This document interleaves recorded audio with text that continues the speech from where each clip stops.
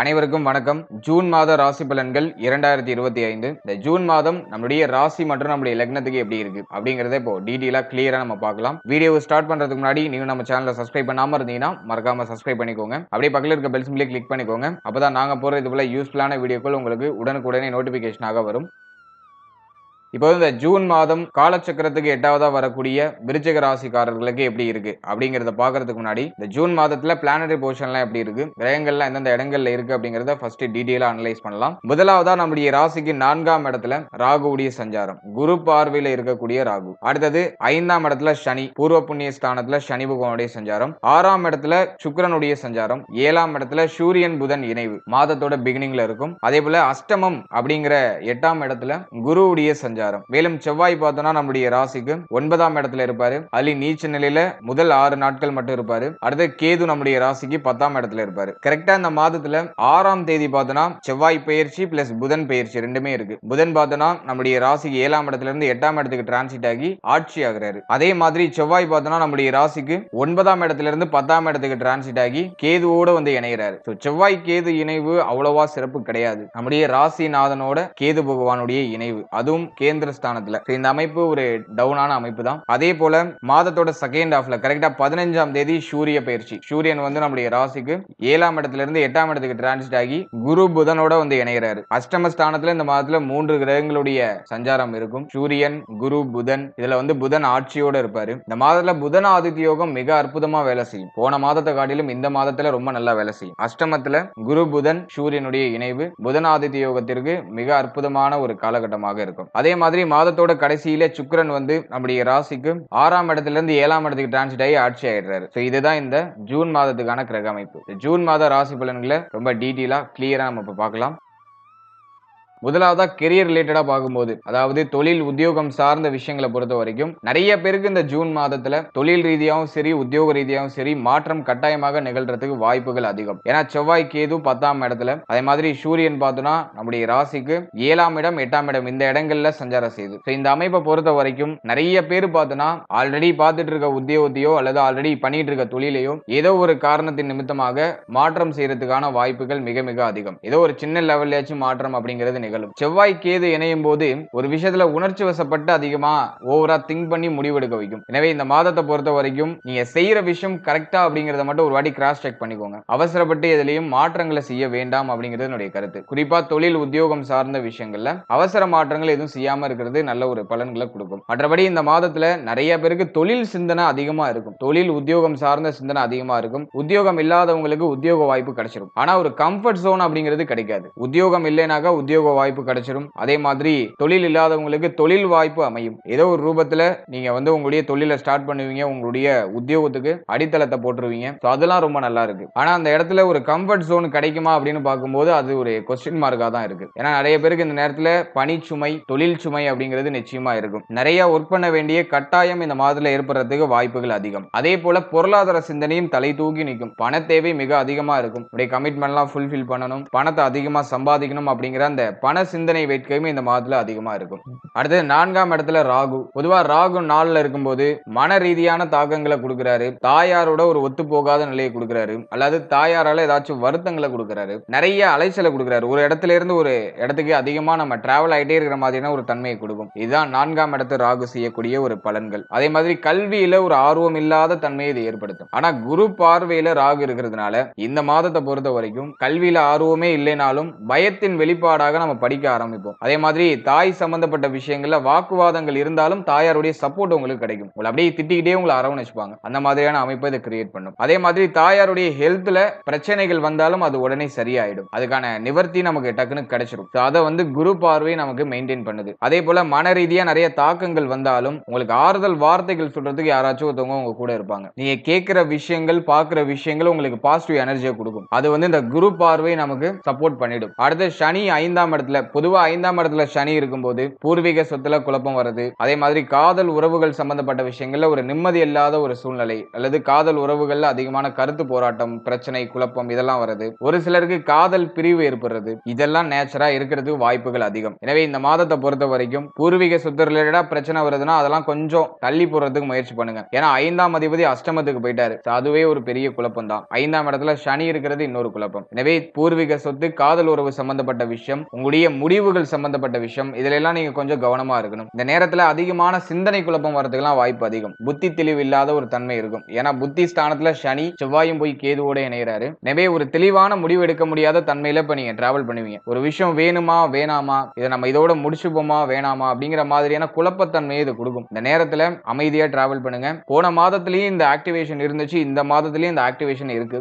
செவ்வாய் வந்து கொஞ்சம் தனித்த நிலைக்கு வரணும். செவ்வாய் வந்து கேது விட்டு விலகி வரணும். இந்த ஜூன் மாதம் நீங்க முக்கியமான முடிவு எடுக்கிறது, முக்கியமான மாற்றம் பண்றதுக்கெல்லாம் ஒரு ஃபேவரான ஒரு மாதமா இருக்காது. குறிப்பா இந்த ரிலேஷன்ஷிப்பா இருக்கட்டும், அதே மாதிரி பூர்வீக சொத்து ரிலேட்டடான விஷயங்களா இருக்கட்டும், இதுக்கெல்லாம் ஃபேவர் கிடையாது. கொஞ்சம் கவனமா செயல்படணும்.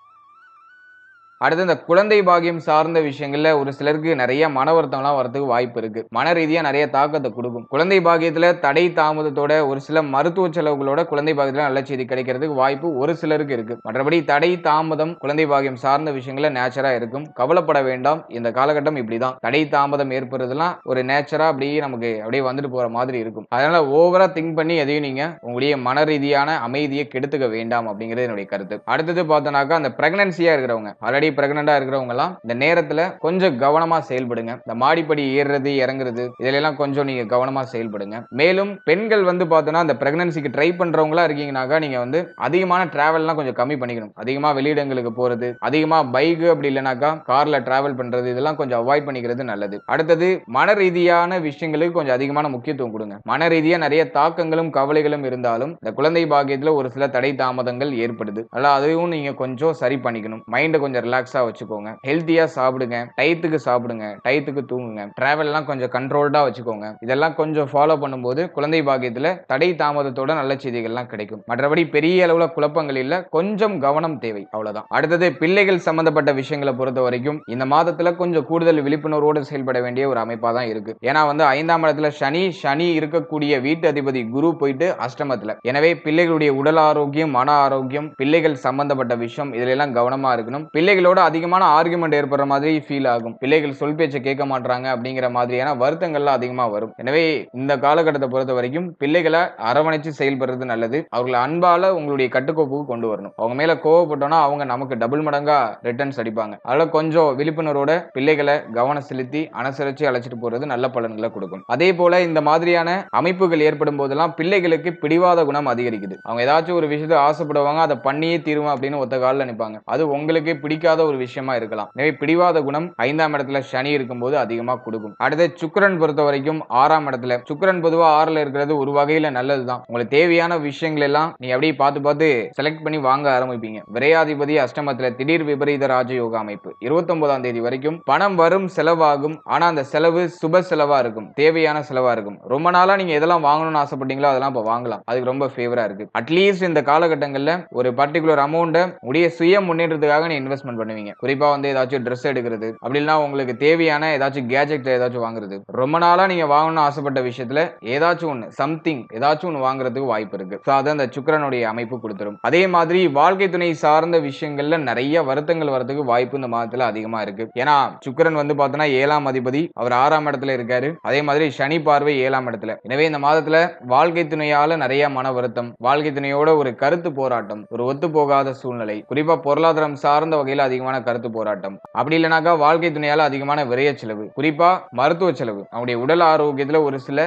ஏற்றத்தாழ்வுகள் இருக்கிறதுலாம் வாய்ப்பு இருக்கு. எனவே அவர்கள் சம்பந்தப்பட்ட விஷயம், அவருடைய உடல் ஆரோக்கியம் சார்ந்த விஷயங்களை நம்ம கொஞ்சம் விழிப்புணர்வோட செயல்படுறது நல்லது. அடுத்து குரு அஷ்டமத்துல. பொதுவா குரு அஷ்டமத்துல இருக்கும்போது நம்ம ஆசைப்படுற விஷயம் தள்ளி தள்ளி போற மாதிரியே ஃபீல் ஆகும். ஒரு விஷயத்துல இறங்குறோம், ஒரு விஷயத்தை நம்ம முடிவு பண்ணிட்டு ஒரு எதிர்பார்ப்போட இறங்குறோம்னா அந்த விஷயம் தள்ளி போறதுக்கு வாய்ப்பு இருக்கு. குறிப்பா நிறைய பேர் இந்த வீடு கட்ட ஸ்டார்ட் பண்ணணும்னு ஆசைப்படுவாங்க. ஆனா அது ஏதோ ஒரு காரணத்துல தள்ளி தள்ளி போறதுலாம் வாய்ப்பு இருக்கு. ஃபேமிலி ஸ்டாண்டர்ட் பண்ணும் அப்படிங்கிறதுக்காக அதிகமா உழைக்கிறது. குடும்பம் சம்பந்தமான யோசனை, குடும்பம் சம்பந்தமான கவலைகள் அதிகமா வருது. இதெல்லாம் பொதுவா 2ஆம் அதிபதி அஷ்டமத்துல இருக்கும்போது நேச்சரா ஏற்படுது. குடும்பத்துல ஒரு விதமான குழப்பத்தன்மை இருக்கும். ஃபேமிலிய பத்தி யோசிச்சு நீங்க கவலைப்படுற மாதிரியான ஒரு அமைப்புக்கு வரும். இதுதான் வந்து 2ஆம் அதிபதி அஷ்டமத்துல இருக்கும்போது நேச்சரா ஏற்படுது. எத்தனை பேருக்கு பொருந்துதுன்னு தெரியல. அப்படி பொருந்துதுனாக்க கமெண்ட் செக்ஷன்ல எஸ்ன்னு ஒரு கமெண்ட் போடுங்க. பொதுவா 2ஆம் அதிபதி 5ஆம் அதிபதி அஷ்டமத்துல இருக்கும்போது ஃபேமிலி, பூர்வீகம் இதுல ஒரு விதமான குழப்பங்கள் ஏற்படுது. அப்படி இல்லைன்னா ஃபேமிலியால பிரஷர் அதிகமா இருக்கும். குடும்பத்துல ஏதோ ஒரு விஷயத்துக்காக உங்களை வற்புறுத்துவாங்க. அது உங்களுக்கு பிடிக்காத விஷயமா இருக்கும். சம்திங் ஏதோ ஒரு விஷயத்துக்காக குடும்பத்தை விட்டு பிரிந்து இருக்கிற ஒரு அமைப்பு. அதாவது தொழில் நிமித்தமாகவோ, உத்தியோக நிமித்தமாகவோ ஃபேமிலியை விட்டு தூரமா இருக்கிறதுலாம் வாய்ப்பு இருக்கு. அதே போல ஃபேமிலி கூட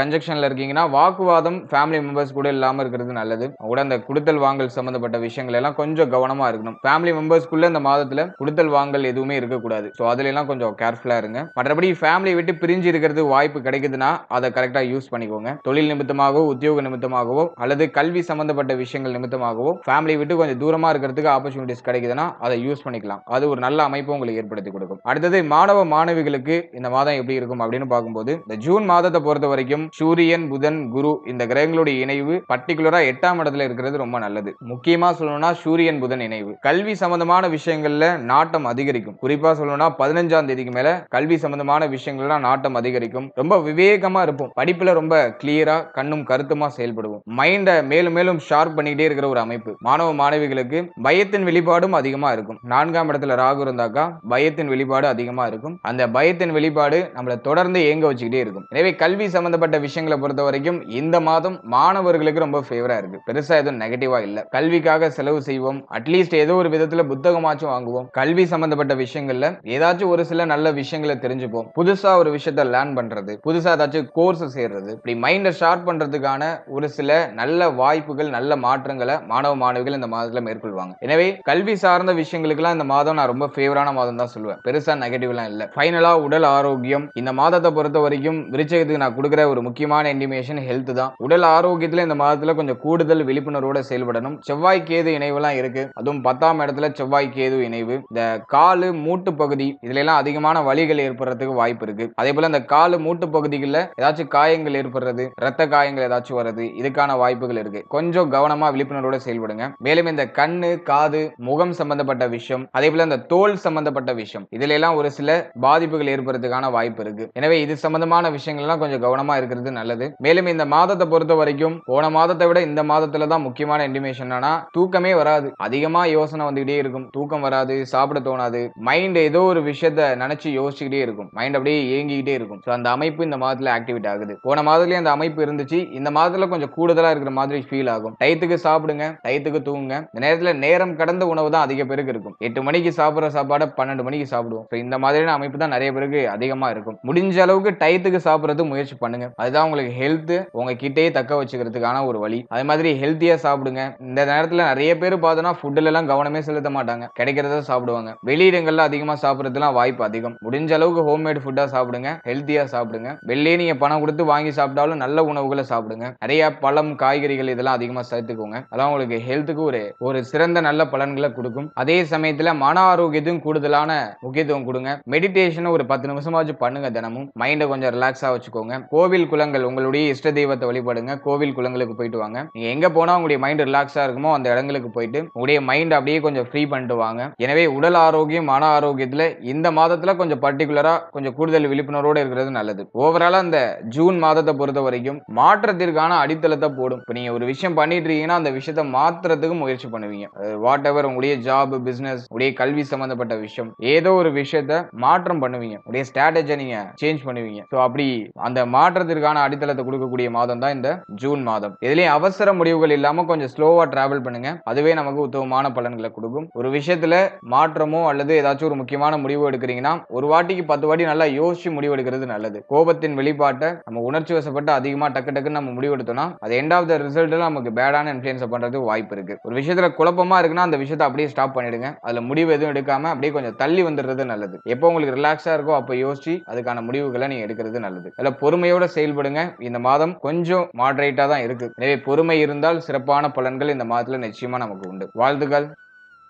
இப்போ நீங்க இதுவரைக்கும் பார்த்த பலன்கள் ஒரு பொதுவான கோச்சார பலன்கள். இந்த பொது பலன்கள் உங்களுக்கு எவ்வளவு பர்சன்டேஜ் பொருந்தி வருது அப்படிங்கிறத கமெண்ட் செக்ஷன்ல மறக்காம உங்களுடைய ஃபீட்பேக்கை கொடுங்க. நீங்க கொடுக்குற ஃபீட்பேக்கை வச்சு தான் நான் அடுத்த ரிசர்ச் நான் மேற்கொள்ள முடியும். எனவே உங்களுடைய கருத்துக்கள் என்ன அப்படிங்கிறத மறக்காம கமெண்ட் செக்ஷன்ல சொல்லிடுங்க. மேலும் இந்த பொது பலன்கள் நிறைய பேருக்கு டிஃபரன்ஸா இருக்கும். நிறைய டிஃபரன்ஸ் வரதுக்கெல்லாம் வாய்ப்பு அதிகம். ஏன்னா உங்களுடைய ஜனனகால ஜாதகத்துல தசா புக்தி அந்தரம் ஒரு ட்ராக்ல டிராவல் ஆயிட்டு இருக்கும். உங்களுடைய ஜனனகால ஜாதகத்துல கிரக அமைப்புகள் ஒரு மாதிரி இருக்கும். இதெல்லாம் பொறுத்து தான் அந்த கோச்சாரம் உங்களுக்கு எவ்வளவு பர்சன்டேஜ் ரியாக்ட் ஆகும் அப்படிங்கறத சொல்ல முடியும். அதே போல நல்ல யோக தசை நடக்குதுனாக்கா நிறைய நல்ல பலன்கள் தான் கிடைக்கும். அவயோக தசை நடக்குதுனாக்கா கொஞ்சம் நம்ம கேர்ஃபுல்லா டிராவல் பண்ணணும். அவயோக தசை நடக்கிறவங்களுக்கு கோச்சார ரீதியா நல்ல காலமாக இருந்தாலும் அவங்களுக்கு நடக்கிறது பூரா ஏதோ நெகட்டிவாவே ஃபீல் ஆகும். சொல்ற விஷயம்லாம் அந்த அளவுக்கு ஒத்து வராது. எனவே உங்களுடைய 100% பலன்களுக்கு உடைய ஜனனகால ஜாதகத்தை தான் நீங்க கரெக்டா அனலைஸ் பண்ணி பார்க்கணும். உடைய குடும்ப ஜோதிடர் அணுகி உங்களுக்கு என்ன தசா புக்தி நடக்குது, கிரக அமைப்புகள்லாம் எப்படி இருக்குங்கிறத ஒரு வாட்டி கிளாரிஃபை பண்ணிட்டு இந்த கோச்சார பலன்களை அதோட சூப்பர் கம்போஸ் பண்ணி பார்க்கும்போது உங்களுக்கு ஒரு நல்ல புரிதல் அப்படிங்கிறது ஏற்படும். மேலும் நம்மளுடைய சேனல்ல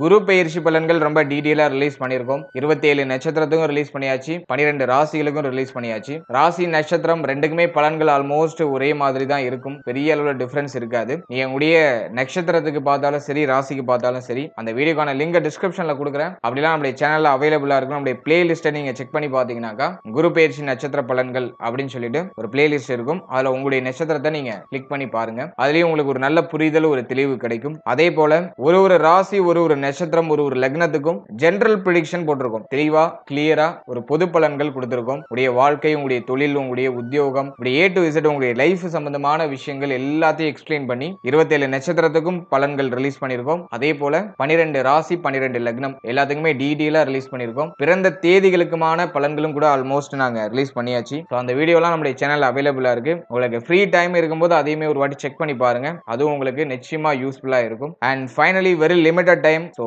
be cool, stay happy, stay healthy and enjoy. வாழ்த்துக்கள்.